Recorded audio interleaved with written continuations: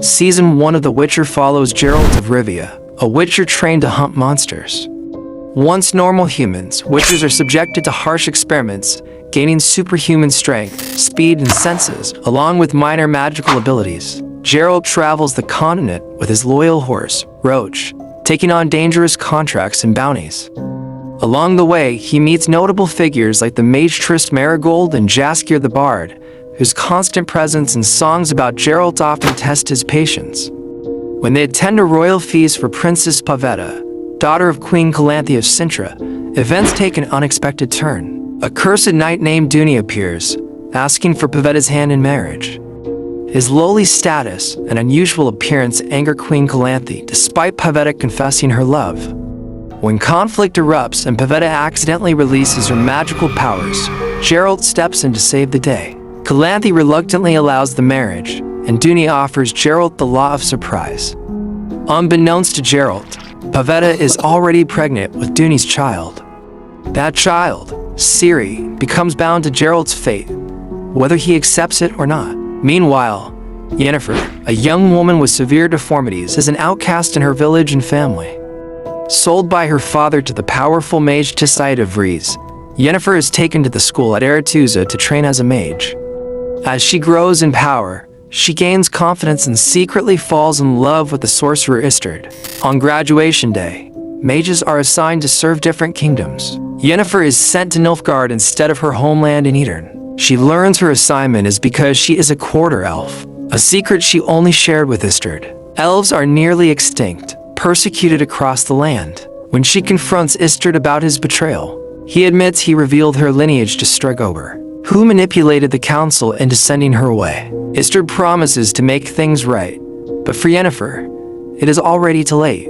Yennefer has missed her initiation. She visits the enchanter, who uses magic to transform her into a stunning woman, but at the cost of her fertility. The reborn Yennefer crashes the Aretuzan ball and captivates the Edirn king, securing her place as his mage. Meanwhile, Tissaia assigns the mage Fringilla to Nilfgaard. As the years pass, Yennefer neglects her duties and grows bitter over the loss of her fertility. Desperate to find a way to have a child, she crosses paths with the adventurers Geralt and Jaskier. When Geralt and Jaskier encounter a djinn, a magical being that grants 3 wishes, Yennefer tries to claim the wishes for herself to restore her fertility. Sensing the danger, Geralt intervenes, making a secret wish that causes the djinn to vanish. Though upset, Yennefer finds solace in Geralt, and a romance blooms between them. Later, when it is revealed that Geralt's wish has tied their fates together, Yennefer begins to question whether their love is genuine or the work of magic, and she chooses to leave him. Heartbroken, Geralt lashes out at Jaskier, vowing never to see the bard again. Years pass, and Princess Pavetta and Duny are lost at sea, leaving the teenage Princess Ciri in the care of her grandmother, Queen Calanthe. The political situation in Cintra becomes dire as Nilfgaard prepares to invade. Fearing for Ciri's safety, Geralt returns to invoke the law of surprise, begging Calanthe to let him protect the princess. She refuses and has him imprisoned. Then the Nilfgaardian army attacks Cintra. Outmatched, the city falls into chaos. Geralt escapes his cell, but Queen Calanthe and her husband, Iced, are killed. Before dying, Calanthe tells Ciri to find Geralt, setting her on the path that will intertwine their destinies. The young Ciri flees from her home, determined to find Geralt of Rivia. Hot on her trail are the Nilfgaardian commander Kaer and the sorceress Fringilla. Along her journey, Ciri befriends an elven boy named Dara and encounters the dryad people of Brockholm Forest. Meanwhile, Yennefer returns to Aretuza, where the Mage Brotherhood is holding a vote on whether to intervene in Nilfgaard's invasion. Fearing that once Cintra falls, the Nilfgaardians would move on to conquer the northern kingdoms, the majority, led by Stregober, votes for neutrality.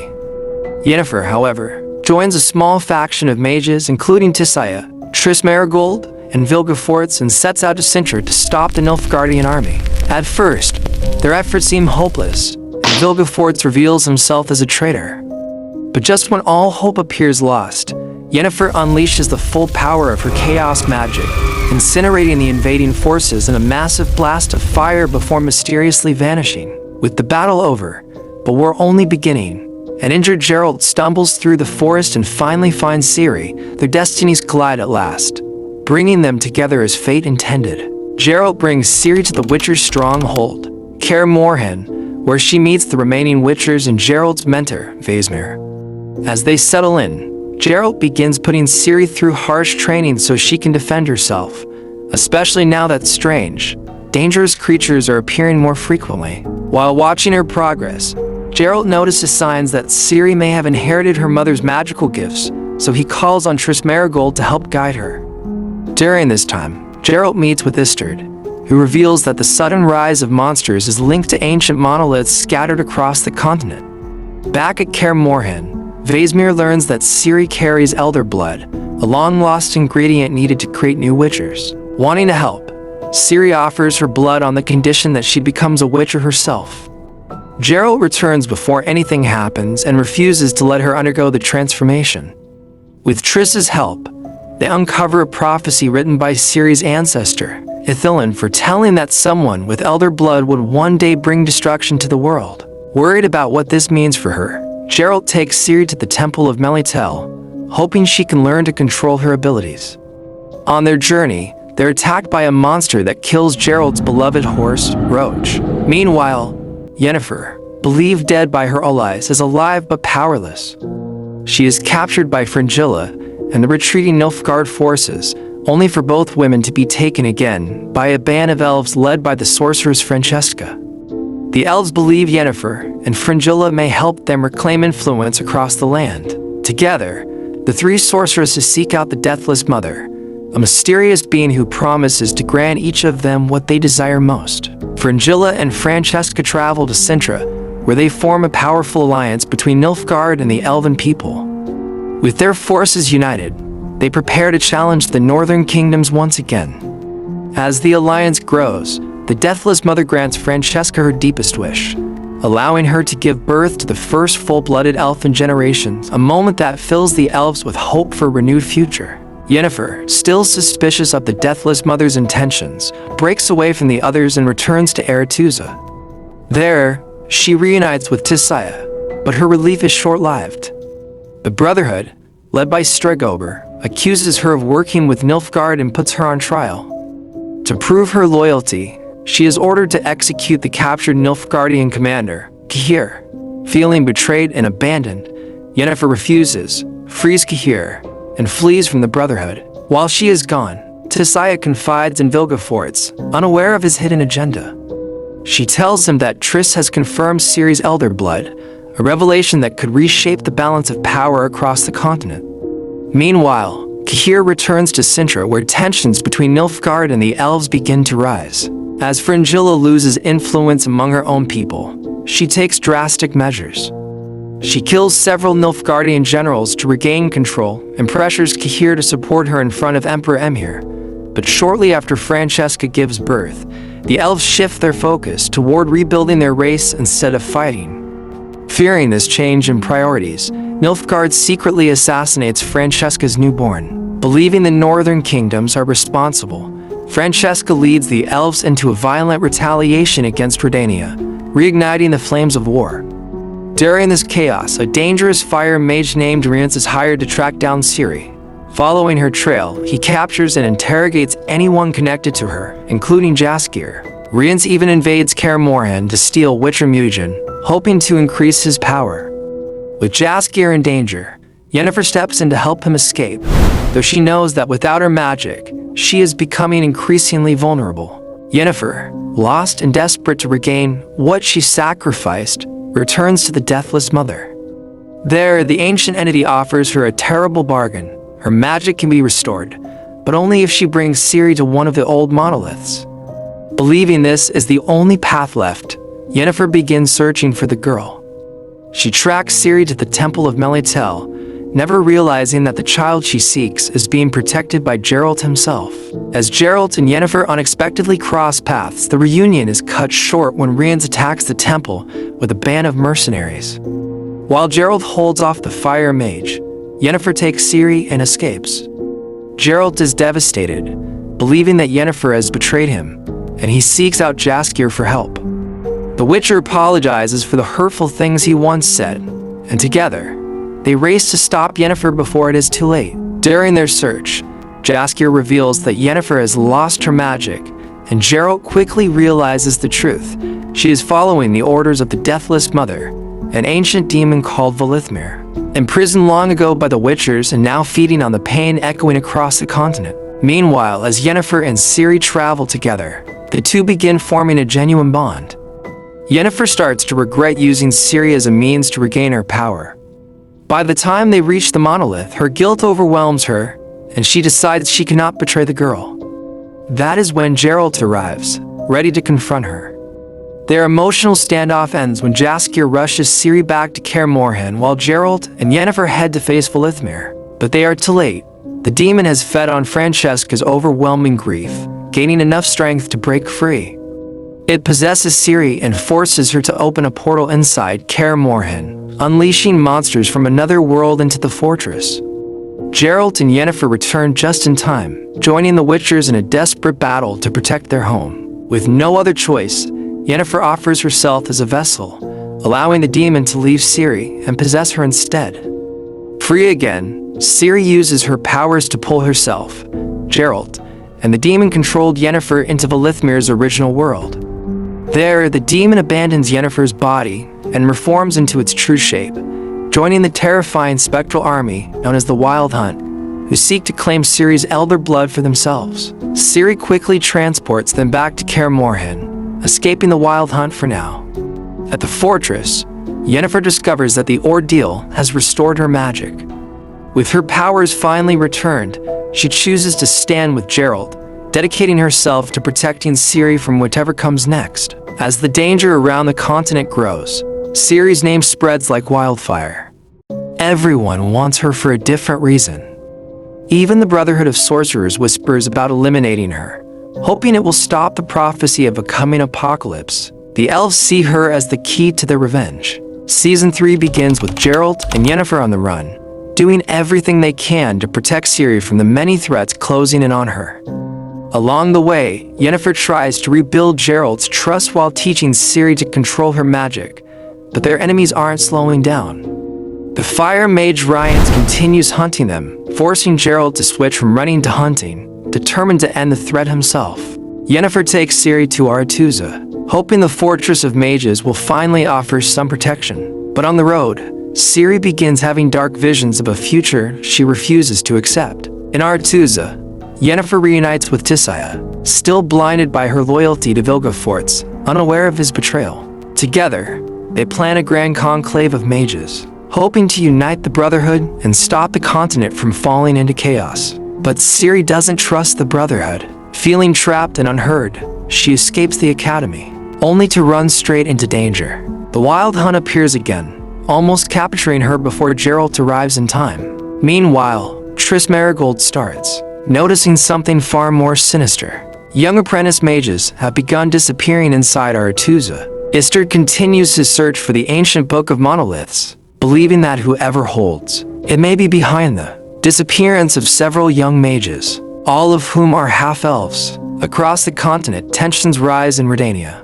King Vizimir plots to capture Ciri and marry her, hoping to use her claim to Cintra's throne to secure control from the Nilfgaardians. When his spy master Dijkstra and court mage Philippa Eilhart fail to locate the girl, Vizimir turns to his brother, Prince Radovid, for help. Radovid attempts to enlist Jaskier in their plan, but instead of cooperation, a bond forms between them, sparking a mutual attraction. Meanwhile, frustration with Vizimir's leadership reaches a breaking point. Dijkstra and Philippa orchestrate the murder of the king's wife, sending him her head and framing Nilfgaard for the act. Radovid uncovers the truth, but Dijkstra ensures his silence through threats, binding him to their schemes. Far to the south, Emperor Emhyr returns to Nilfgaard and punishes Kaer and Fringilla for their failures. Fringilla is imprisoned, though she fakes her death to escape, while Kaer, humiliated and demoted, struggles to regain his honor as one of Nilfgaard's elite knights. The elves remain divided over Ciri's fate.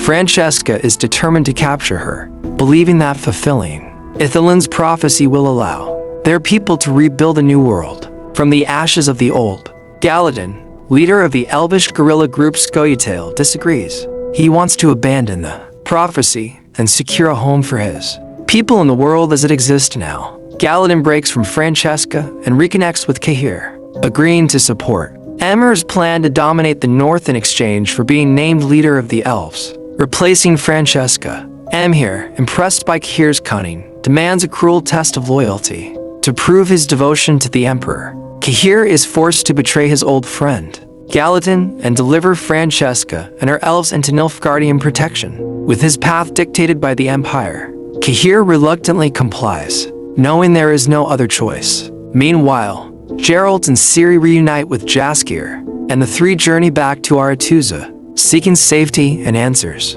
Upon arriving, they discover that Yennefer has successfully summoned a grand conclave of mages.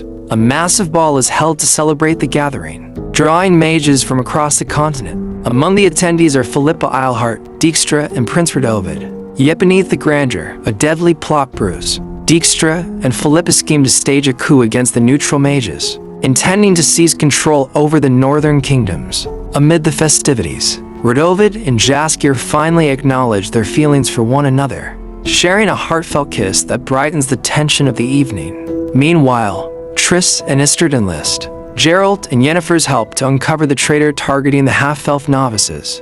Their investigation leads them to the Book of Monoliths and the possessions of the missing students, all in the care of Stregober. The old mage protests his innocence, claiming he has been framed. Geralt and Yennefer confirm the truth. Vilgefortz is the mastermind. Acting on behalf of Emperor Emir, he orchestrated the capture of Ciri through Rience and performed horrific experiments on the half-elf novices, leaving them all dead.